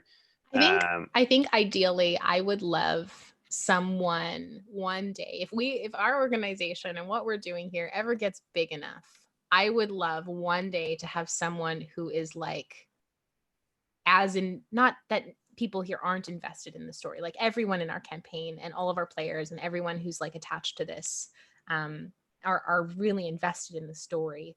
But like, I would love to have someone who I can just be like, let's lore dish. Like, let's really deep dive lore dish. What do your notes? What did you catch? What did I miss? You want to compare notes? I absolutely do. There's like almost like, that's like how I am, we though. talk a lot about large aspirations, but the aspiration of the show growing large enough that you find someone akin to your own love of lore, I feel like I can realistically say, like, I don't know if we'll ever get that big. Like, well, I mean, Like, I don't know. But like, I just want to chat lore, deep dive lore with someday. Tiana and I talk about it a lot because she follows along and she's like, oh my gosh, tell me about this. But I also want someone who keeps a book. I don't know. That's dumb, but I want that one day. I've got 4 sticky notes next to my computer that are half of our NPCs and half our fun drink names and dumb ideas. Sean, that's all I could ever ask from you because that's beautiful and perfect, and that's exactly what you would do, and that's wonderful. That is your lore book, and I love it. I love that. When we're done, knock on wood or whatever, I would be willing to donate my sticky notes to the official lore book, and they can just find a place at the back. Sean, that means so much to me. I love this idea that you like one day give it to her and she's like, oh, thank you. And then she's like, what the fuck am I supposed to do with these? These don't fit with the aesthetic of the lore book. These aren't useful information. What color are the Post-it notes, Sean? There's 2 that are orange and 2 that are fuchsia. One is this color. And that's a different Post-it note. That was my own notes from and the other is this. Okay, good. Yeah.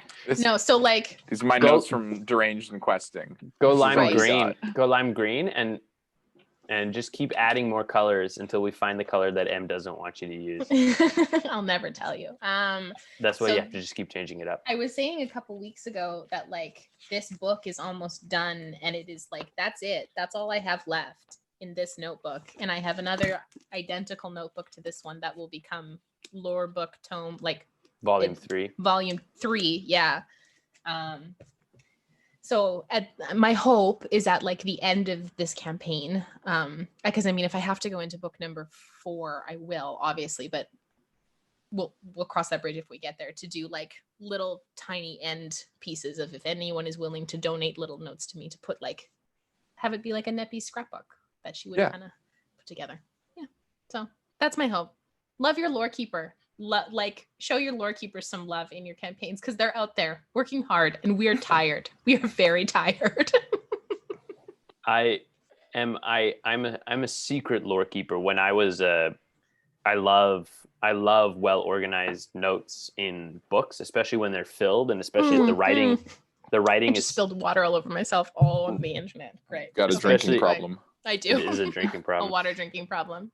Especially if the writing is incredibly small. But when I was a kid, my parents used to, when we would go on long drives, and this was when I was like 5 or 6 years old, they would give me notebooks and I would fill the notebooks with scribbles that like was me pretending to write. And I would just do them on every single page, on every single line. I would make like notes, and then I would have these notebooks that I carried with me, just filled with completely nonsensical, incomprehensible scribbles. Yes. And that's how I studied at university as well. Did you just make incomprehensible scribbles rather than taking notes in class? Yeah. No, I would just copy the textbook into a notebook.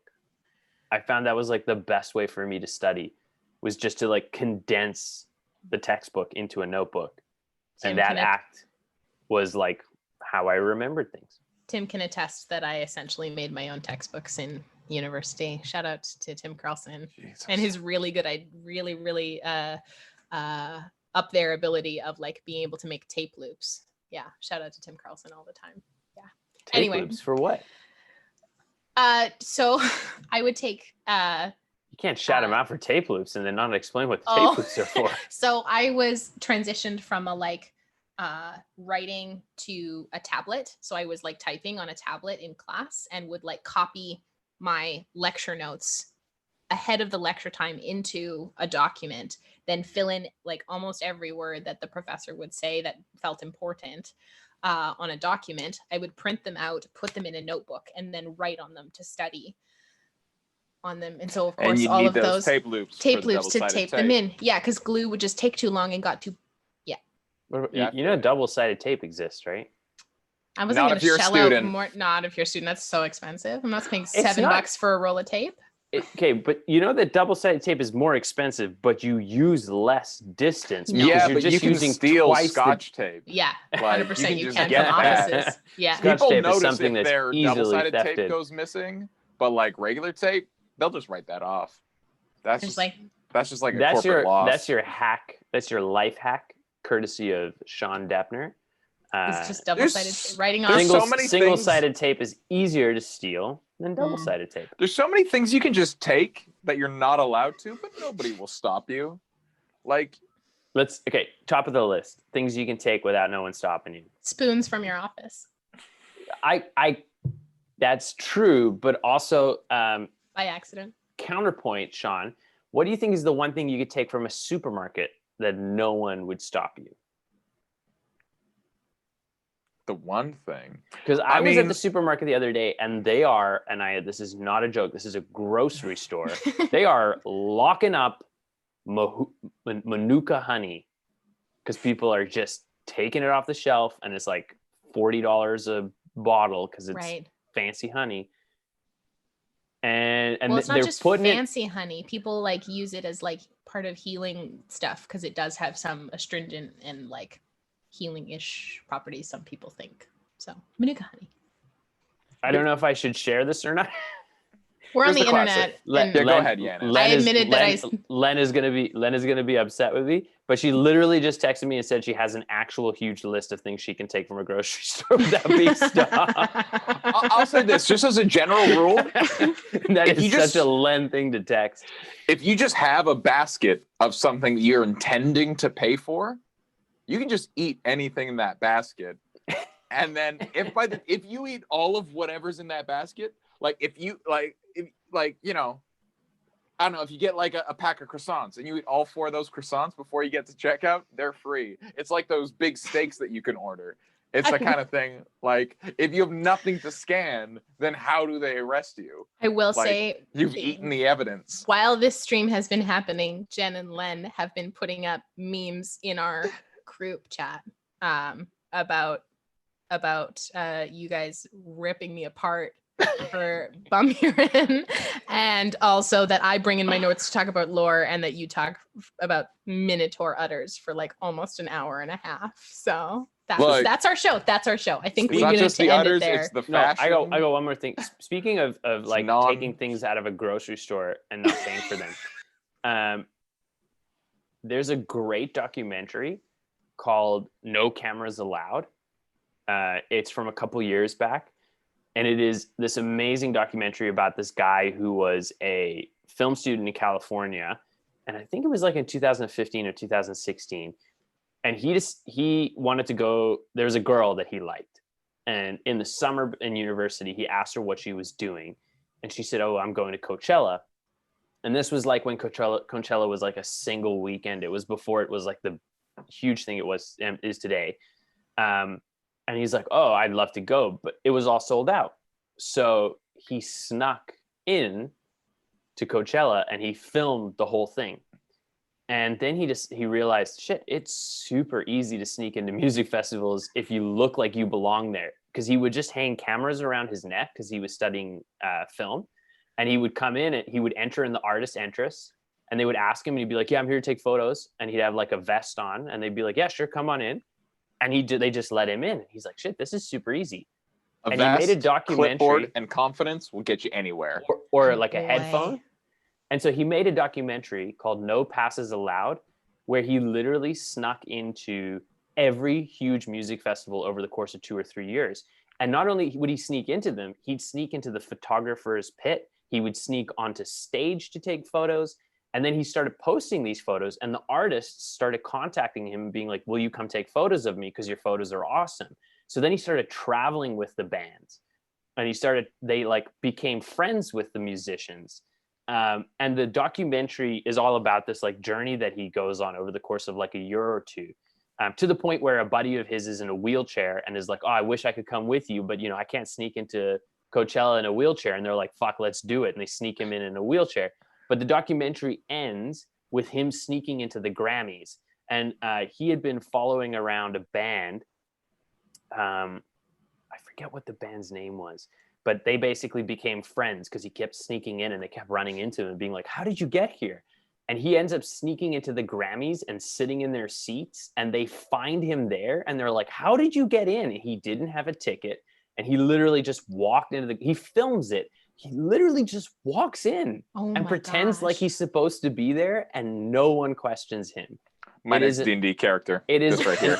It is an Walking amazing. into places Watch with it. confidence. It's called No Passes or No Cameras Allowed. It's a great documentary. It's really very, very good. But acting like you belong, That's faking it till amazing. you make it is such good, just general life advice. Well, maybe not grocery stores, but apparently music festivals, something you can take that nobody can stop you, is people's hearts. Yes. Is you can just walk in, just becomes friends with people, and you'll Steal their always have friendships. steal their friendships. I feel like all of this is one of the big reasons why Blackwater is just not, we're not capable of handling bards. Like we were barely capable of dealing with Fildo. We're just not a good bard ready party. I also feel like if we had a bard in the party, it'd be like too much overlap between like, I feel like so many of us in the, like if I played a bard, it'd be like a hat on a hat.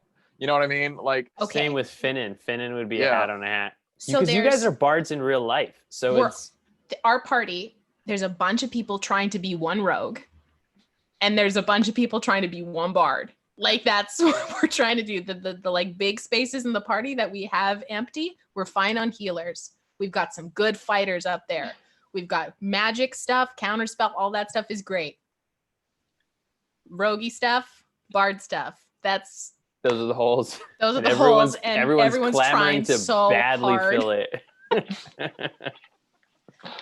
Oh man. well, thank you That's for our coming, show. everybody. That's Thank our you. show. Thank you for coming. Please give love to your lore keepers. Yes. Support them. Yeah. We're you know, They sad. make our lives easier and better. We're it's true. hardworking. And because they take notes so we don't have to. Because Yeah. I've I been really a lore don't keeper want to. before, and you don't want me to be that. It's bad. But yes. Please give some love over to our friends over at Deranged and Questing. Go watch the episode that Sean is in, and please come watch my fun episode that I'm going to be in next week. Next week. It's right before our show. Right before our show. And then we have no Wednesday show this week, but we will be back for Saturday. Saturday, and then the Monday following. Join us for all of those good times. Have a great night, everybody. Thank you for joining us. Bye-bye.